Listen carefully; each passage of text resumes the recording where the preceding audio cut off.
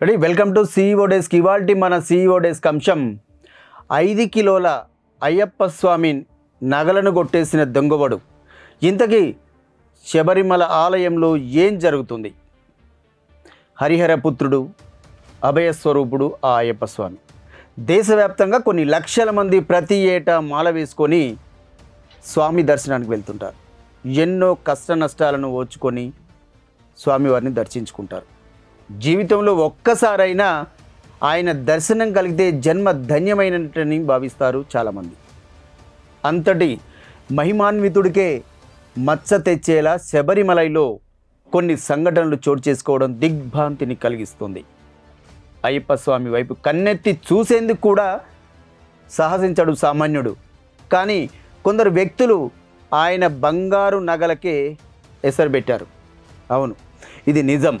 ఈ వార్త తెలిసి దేశవ్యాప్తంగా హిందువులు మండిపడుతున్నారు. అసలు అయ్యప్ప స్వామి సన్నిధిలో ఏం జరుగుతుంది? స్వామివారి నగలను కొట్టేసేందుకు ఎవరు సాహసం చేశారు? అంత మహిమగల దేవుడికే రక్షణ లేకపోతే ఎలా? కిలోల కొద్ది బంగారం మాయమైందన్న మాట నిజమేనా? ఆ బంగారంలో కొంత భాగం ఓ మలయాళ స్టార్ ఇంట్లో కనిపించిందన్న వార్తల్లో వాస్తవం ఎంత? ప్రతి అయ్యప్ప భక్తుడి ప్రశ్నలకు జవాబు కోరుకుంటున్నాడు. ప్రతి హిందువు అక్కడ ఏం జరిగిందో తెలుసుకోవాలనుకుంటున్నాడు. అసలు ఆ శబరిమల గిరులపై ఏం జరుగుతుంది? ట్రావెన్కోర్ దేవస్థానం బోర్డు సభ్యులకు ఇవేం కనిపించడం లేదా?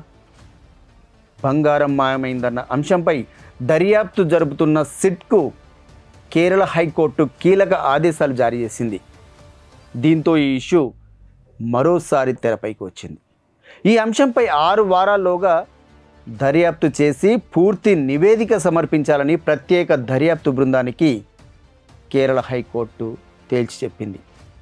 అసలు ఈ బంగారం మాయమైన ఇష్యూ 2019లోనే తెరపైకి వచ్చింది.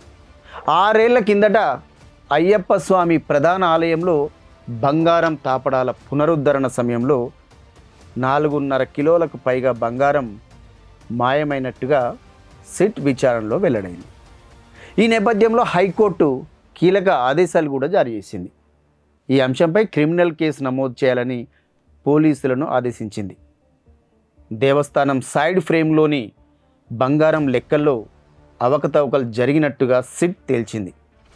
బంగారం లెక్కల్లో తేడాలున్నట్టుగా విజిలెన్స్ నివేదికలోనూ ఉందని హైకోర్టు కూడా పేర్కొంది. విజిలెన్స్ నివేదికను ట్రావెన్కోర్ దేవస్థానం ముందు ఉంచాలని స్పష్టం చేసింది. అయ్యప్ప ఆలయంలో స్వామివారి ఆభరణాలకు బంగారం తాపడం వేస్తానని ఉన్నికృష్ణన్ పొట్టి అనే వ్యక్తి ముందుకొచ్చాడు. వెనక ముందు ఆలోచించకుండా ఆయనకు ఆభరణాలు ఇచ్చేశారు. అప్పట్లోనే దాదాపుగా 5 కిలోల బంగారం తేడా వచ్చినట్లుగా తెలిసారు. తాపడానికి తీసుకెళ్లిన బంగారం తిరిగి వచ్చాక చూస్తే బరువులో తేడాలు వచ్చాయంట.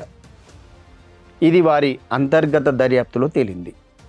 గర్భాలయం ముందు ఉండే ద్వారపాలకుల విగ్రహాలకు బంగారు పూతపోసిన రాగి తాపడాలు ఉండేవని, వాటిని మరమ్మతుల కోసం తీసుకెళ్ళి వచ్చాక బరువు తగ్గినట్టుగా ఆరోపణలున్నాయి. విచారణ సందర్భంగా బంగారం లెక్కల్లో అవకతవకలు జరిగినట్లు కనిపిస్తోందని కోర్టు కూడా స్పష్టం చేసింది. ఈ క్రమంలో మరో నిర్ఘాంతపోయే వార్త కూడా బయటకు వచ్చింది. బంగారం అవకతవకలు కేవలం తాపడాలకు మాత్రమే పరిమితం కాలేదని, ఇతర వాటికి విస్తరించిందని తెలిసింది. అసలు ద్వారపాలక శిల్పాలను బయట అమ్మేశారని, వాటి స్థానంలో బంగారు పూత పూసి ఫేక్ రాగి పలకలను ఉంచి చెన్నైకి పంపారని తెలిసింది. వాస్తవానికి శబరిమల ఆలయంలోని ద్వారపాలక విగ్రహాలను మరమ్మతుల కోసం 2019లో తొలగించారు.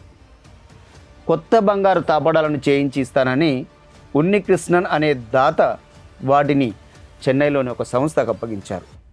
2019లో ఆ బంగారు తాపడాల బరువు 42.8 కిలోలుగా అధికారులు రికార్డుల్లో చేర్చారు. అయితే తమ వద్దకు తీసుకొచ్చినప్పుడు తాపడాల బరువు 38.28 కిలోలు మాత్రమే ఉందని చెన్నై సంస్థ చెప్పడంతో వివాదం తెరపైకి వచ్చింది. ఆలయం నుంచి ఆ బంగారు తాపడాలను తీసిన 40 రోజుల తర్వాత వాటిని చెన్నై సంస్థకు అందించినట్లు విచారణలో తేలింది. ఒకేసారి తాపడాల బరువు 4.5 కిలోలు తగ్గడం ఏంటి? ఆ 40 రోజులు ఆ బంగారు తాపడాలు ఎక్కడున్నాయి? ఎవరు వాటిని కాజేసే ప్రయత్నం చేశారు? ఈ విషయంలో కోర్టు జోక్యం అవసరం లేదని కేరళ ప్రభుత్వం చెప్తుందట. మరి దీన్ని పరిష్కరించేది ఎవరు?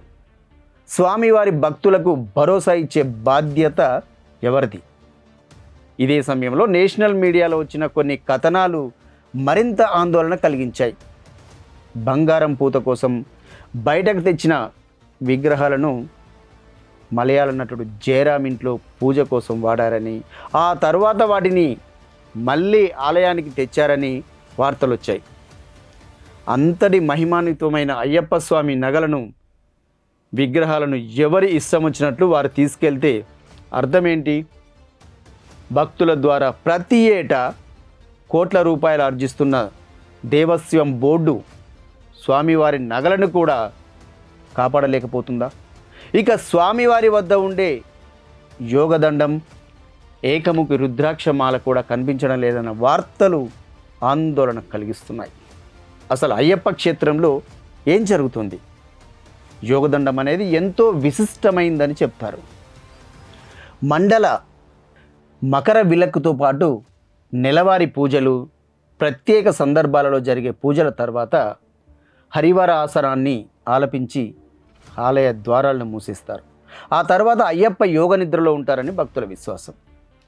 ఆలయాన్ని మూసివేసే ముందు అయ్యప్ప వద్ద యోగదండం పెడతారు. ఏకముఖి రుద్రాక్షలతో చేసిన మాలను స్వామికి అలంకరిస్తారు. ఇక ఏకముఖి రుద్రాక్ష అనేది అత్యంత ఖరీదైనది, ఇప్పుడు కనిపించకుండా పోయింది. ఏకంగా ఏకముఖి రుద్రాక్షలతో చేసిన మాల, అదేవిధంగా యోగదండం అనేది అత్యంత పురాతనమైనది, దీని వేళ అమూల్యమైందని చెప్తారు. ఇంత విలువైన ఆభరణాలే కనిపించకుండా పోయినా దేవస్వం బోర్డు ఏం చేస్తుందనేది అందరినీ వెంటాడుతున్న ప్రశ్న. ఈ అంశాలపై ట్రావెన్కోర్ దేవస్వం బోర్డుతో పాటు కేరళ ప్రభుత్వం కూడా స్పందించాల్సిన అవసరం ఉంది. ఏదేమైనా నిజానిజాలను అయ్యప్ప భక్తులకు చెప్పాల్సిందే. ఇది ఇవాల్టి CEO డెస్క్ అంశం. రేపు మరో అంశంతో మళ్ళీ కలుద్దాం. చూస్తూనే ఉండండి V5 న్యూస్.